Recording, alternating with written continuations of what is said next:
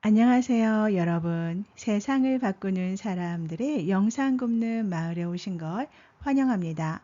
오늘의 이야기는 존경받는 기업인이 되려면입니다. 제1편이고요. 존경을 받는다라는 것은 더할 나위 없이 좋은 것 같습니다. 인생을 살면서 누군가의 존경을 받고 갈 수 있다면 얼마나 행복할까요? 제 생각에는요, 여러분들도 존경받는 삶을 원하지 않나 싶습니다. 그런데 많은 기업인들이 존경받고 있지 않는 상황이기도 하지요. 그런데 왜 그런 일이 일어났을까요? 그리고 또 존경받는 기업인이 되려면 어떻게 해야 할까요? 우리 오늘 한번 같이 공부해 봐요.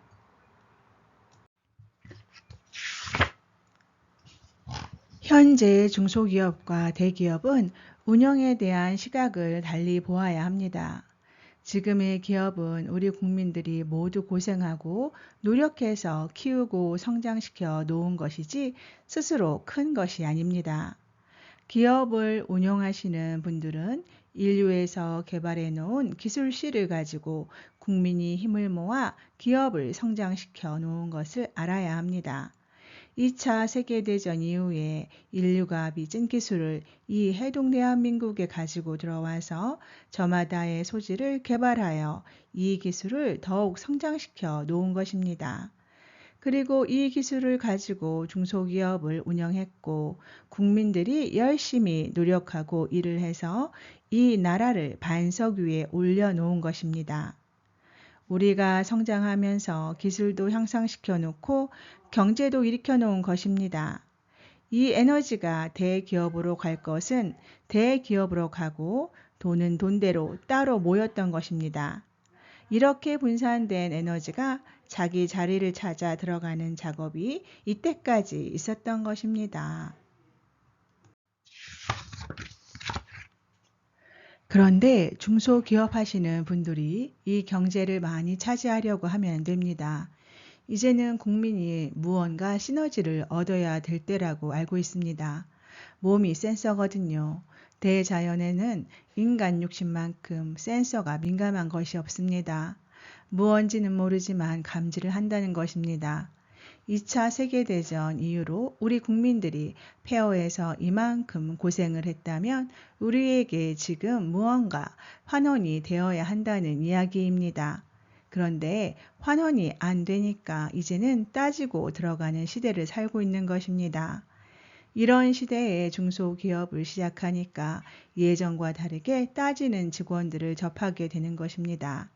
우리가 젊어서 회사 다닐 때에는 따지지를 않고 기업하시는 분들을 굉장히 존중하면서 열심히 일했던 적이 있었습니다.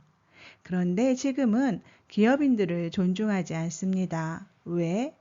생활할 수 있을 정도의 임금만 받고 나머지는 전부 다 위로 올려주었는데 열심히 일한 대가가 지금 우리에게 빚과 보람으로 돌아오지 않기 때문입니다. 사실 우리가 지금 하는 계산 방법은 문제가 많습니다. 사장이 투자를 해서 회사를 차렸다고 해도 일하는 사람들이 일을 해야 회사가 운영되는 것입니다. 회사 일들이 모두 사장님 때문에 수주를 받는 것이 아니라 종업원이 일을 얼마만큼 잘 해주냐에 따라서 일을 맡긴다는 것을 알아야 합니다. 종업원은 보지 않고 사장님만 보고 일을 맡기는 것이 아니며 재력이 있는 회사라고 무조건 일을 주는 것도 아니라는 말입니다. 이렇게 회사와 직원이 같이 일을 해서 제품을 생산하는 것인데 임금 분배를 어떻게 하고 있느냐? 4대 3대 3으로 분배하고 있습니다. 사장은 투자자이기 때문에 전체의 30%를 가져가고 중간 관리자가 30%, 그 다음 40%를 하부 조직이 나누어 가게 되어 있습니다. 직원이 500명이 회사에 다닌다고 하면 밑에 하부 직원이 40%의 몫으로 나누어 가지게 되니까 얼마씩 돌아가지 않는 것입니다. 몫은 작은데 받을 사람이 많기 때문입니다. 그런데 중간에 있는 간부들은 많이 받지요. 그들은 지식을 갖춘 엘리트이기 때문입니다. 30%의 몫을 나누어 주는데 받을 인원이 많지 않으니까 많이 받을 수 있는 것입니다. 그리고 사장이나 지도부는 전체의 30%를 가져가는데 한 사람 또는 세 사람이 몽땅 가져가게 됩니다.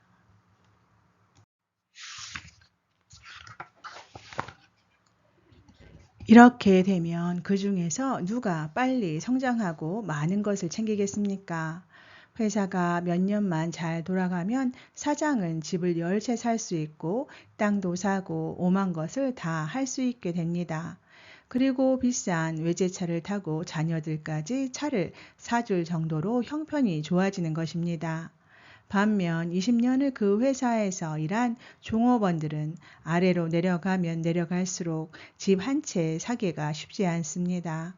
사장은 3년만 챙겨도 경제가 엄청나게 불어나는데 밑에서는 20년을 일해도 집 한 채가 마련될지 말지라는 것입니다.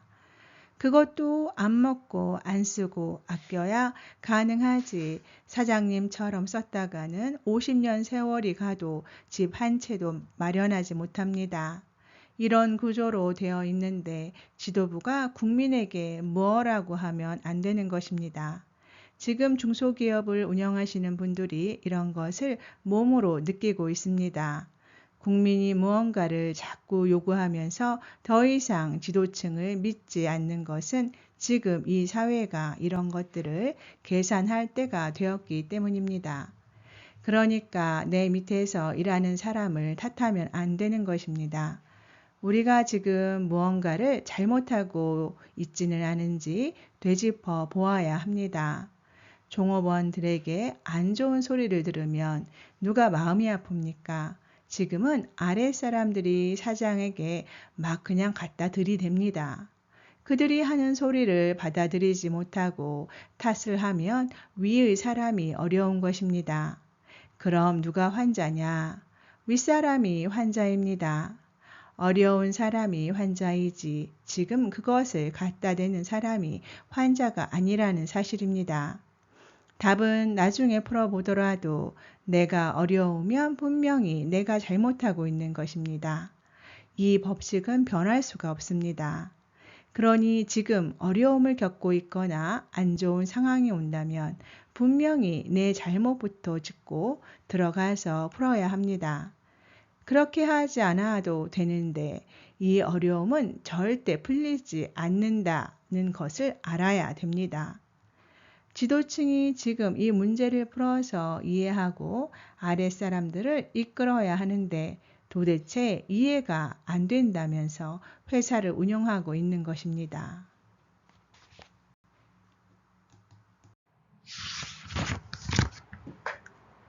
사람을 이끈다는 것은 윗사람이어야 합니다. 윗사람은 실력을 갖춘 사람입니다. 그런데 이 사람이 세상에 나와서 회사를 운영하는 사정을 보니까 지도층에 있는 사람들이 모두 이윤 창출에만 관심을 두고 있습니다. 사람을 중요시 여기는 것이 아니라 회사가 잘 되어야 한다는데 주파수를 놓고 있는 것입니다. 이렇게 하면 지도층이 될 자격이 모자라는 것입니다. 이윤을 남겨서 망하지 않고 빨리 성장하는 데만 관심을 두고 있지 사람을 중심으로 생각하는 지도자가 많지 않다 이 말입니다. 우리가 어떤 아이템을 가지고 사업을 시작했다면 분명히 사람하고 인연을 맺기 시작합니다. 예를 들어 내가 돈을 벌려고 식당을 차렸습니다. 그런데 차리고 보니까 손님도 오고 종업원도 오고 이렇게 사람이 나에게 모여드는 것입니다. 그러면 그때부터 무엇을 해야 되느냐? 사람을 대해야 합니다. 식당은 놓아두어도 됩니다. 식당은 내가 사람을 인연하기 위한 방편이지 식당 일이 주가 아닌 것입니다. 사람을 만나게 하기 위해서 식당을 차려 밖으로 나오게끔 대자연이 나를 이끌었다는 사실을 알아야 합니다. 그러면 사람을 잘 대해야 하는데 사람을 돈으로 생각하니 잘못되는 것입니다. 지금 기업을 하는 사람들은 어떤 아이템이나 자본을 가지고 회사를 만들면 그때부터 사람을 만나게 되는 것을 알아야 합니다. 그런데 사람을 어떻게 대해야 바르게 대하는 것인지를 공부한 사람들이 있느냐? 회사에서 같이 일을 하는 사람은 모두 내 가족이 되기 시작한 것입니다. 내가 회사를 차리지 않았으면 그 종업원들은 만나지 않을 인연들인데 회사를 차렸기 때문에 지금 만나는 것입니다. 그런 인연으로 만나서 사람 관계를 잘못하게 되면 회사는 어려워지게 되는 것이고 사람을 바르게 대하면 엄청나게 빨리 성장하게 되는 것입니다. 회사를 운영한다고 하지만 모든 것은 사람을 오게 하는 방편입니다. 공부를 한다고 하는데 진짜 공부는 하지 않고 현장에 나온 것입니다. 이 사람은 CEO의 자격을 갖춘 사람을 보지 못했습니다. CEO가 되려면 거느리는 사람들의 부모가 된다든지 그들의 인생을 책임지는 사람이 되어야 합니다. 월급을 준다고 그들의 인생을 책임졌다고 생각하는 것은 착각입니다. 월급을 주는 것은 여기에 와서 일을 하고 같이 인생을 갈 수 있는 바탕을 만들어준 것뿐입니다. 그들이 왜 적은 임금을 받으면서 사장한테 매여 있느냐 하면 사장이 그들보다 질량과 에너지가 크기 때문입니다. 그들이 못하는 일을 사장이 하니까 여기에 와서 매달리는 것입니다. 사장이라면 내 밑에 있는 식솔들을 지적으로 성장할 수 있게 해주어야 됩니다. 그들이 사장을 믿고 그동안 일만 하러 다녔다면 사장은 직원들이 일하고 있는 것만 볼 것이 아니라 그 힘을 세상에 써야 한다는 말입니다. 종업원이 10명 있으면 10명의 힘을 가지고 뛰기 시작하기 때문에 밖에서 그만큼 기운이 좋고 큰 사람을 만나게 됩니다. 그리고 500명을 거느린다면 500명의 에너지를 실은 만큼 더 훌륭하고 질량 높은 사람을 만나는 것입니다. 질량이 높은 사람을 만날 때 500명의 대표로서 상대를 대해야 합니다. 그리고 여기서 얻는 지식의 30%는 종업원들에게 돌아갈 수 있게 해서 그들의 질량을 끌어올려 주어야 합니다. 내 회사에서 일하면서 많은 시간을 보냈기 때문에 그들의 지적 수준을 내가 올려주어야 합니다. 그러나 시간이 지났는데도 종업원들이 지적으로 성장하지 못했다면 동물짓을 하게 되어 있습니다. 종업원들을 지적으로 성장시켰다면 사람짓을 하게 되어 있습니다. 우리는 그동안 열심히 일만 하면 되는 줄 알았지만 이제는 무언가를 잘 잡아 나가야 됩니다. 요즘 기업인들이 왜 자꾸 모임을 가지는지 그 이유를 알아야 합니다. 기업인들이 왜 자꾸 모이느냐? 기업인들이 모이며 회사 운영에 대한 이야기를 하게 되는데 이때 회사 운영 방법을 꺼내 공부를 해야 됩니다. 지금 기업인의 모임이 엄청나게 많습니다. 일주일마다 모이는 곳을 이 사람이 몇 번 둘러보았습니다. 그런데 공부하는 방법이 틀렸습니다. 유명 인사를 초청해서 강의를 듣는다, 뭐를 한다 하는데 지금 여러분들에게 강의를 해서 듣기 되게 해줄 사람이 없습니다.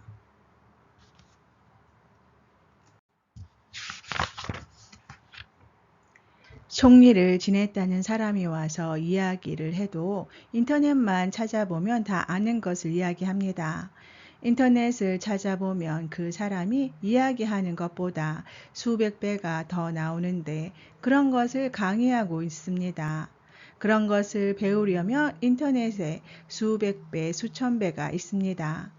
그 사람들의 지식으로는 여러분들을 못 가르치게 되어 있습니다. 여러분들 10명이 모이면 10명 모두 강의를 할 수 있는 분들입니다. 사장님들이라면 앞에서 강의를 할 수 있는 사람이라는 말입니다.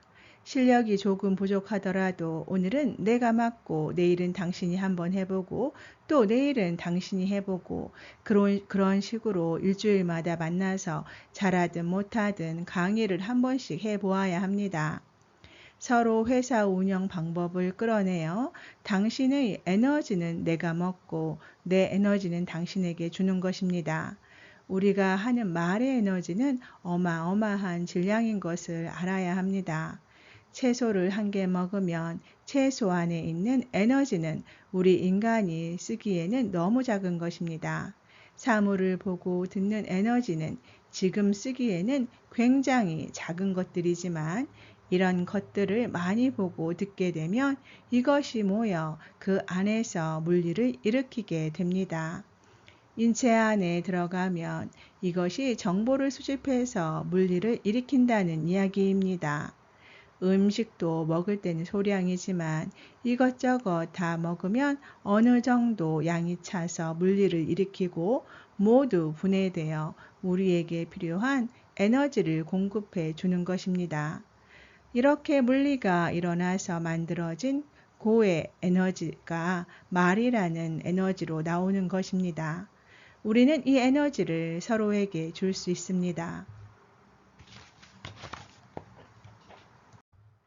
지금까지 세상을 바꾸는 사람들의 영상 굽는 마을, 존경받는 기업인이 되려면 1편이었습니다. 여러분 어떻게 들으셨습니까?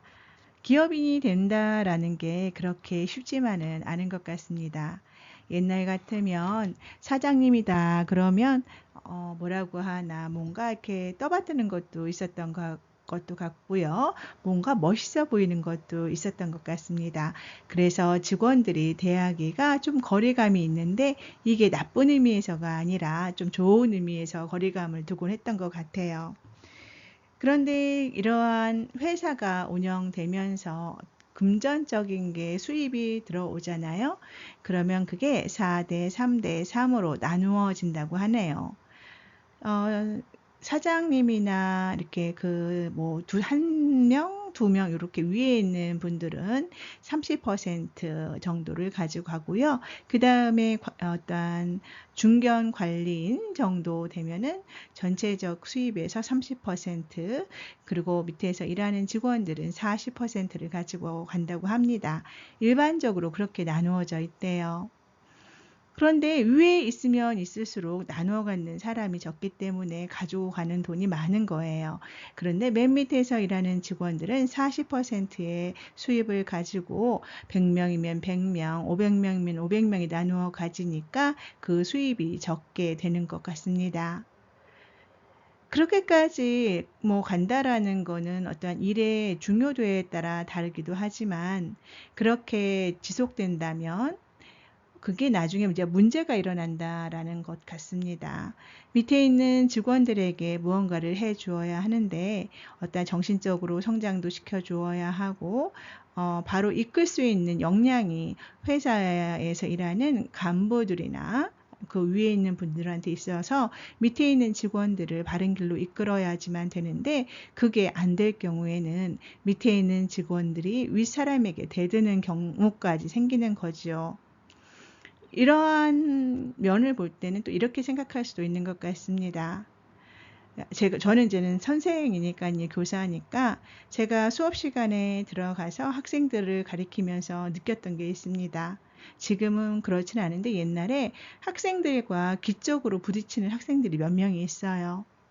근데 그게 교사가 선생이 좀 갖추어진 상태면 그것을 잘 무마하고 이끌어 갈 수가 있는데 그게 그냥 학생과 선생이 기적으로 부딪힌다면 그게 충돌이 발생을 해요. 그렇게 되면은 그 수업을 이끌고 가는 교사는 수업이 참 많이 힘들어진답니다. 물론 학생들도 그 수업에는 들어오기 싫겠죠. 그것과 같은 맥락인 것 같습니다. 회사에서 사장님이나 아니면 그 고위 간부들 또 관리 분들이 밑에 있는 직원들을 바르게 대할 수 있어야 하는데 그러면 밑에 있는 직원들하고 부딪힘이 없는 게 맞는 것 같습니다. 근데 밑에 있는 직원들과 부딪힘이 있고 밑에 있는 직원들에게 무슨 이야기를 들었을 때 그걸 감정적으로 대한다면은 그것은 윗사람으로서의 자질이 없는 것이지요. 네. 그래서 윗사람은 윗사람의 역할을 할 수 있을 만큼 좀 내공도 단단하고 자신이 갖추어진 사람이어야 합니다. 그래서 이 직원들을 바른 길로 이끌어 갈 수 있어야 하지요. 안 그러면 밑에 있는 직원들이 40%의 돈을 나누어서 약간 그러니까는 20년을 벌어도 집 사기 힘든 돈을 가지고 벌지 않습니까? 그러면 그 직원들이 가만히 있지는 않을 거예요. 그래서 우리 사장님들 그리고 고위 간부님들 또 관리직 분들은 자신을 갖춤에 게을리하면 안 될 것 같습니다. 여러분 생각은 어떠신가요? 네, 잠시 책 소개해 드리겠습니다. 정법 강의 더하기 노트 제4권입니다. 말하니 진정, 역근이 발행처, 주식회사 정법 시대입니다. 여러분 오늘도 함께 해 주셔서 감사드립니다. 기쁘고 즐거운 하루 만드세요.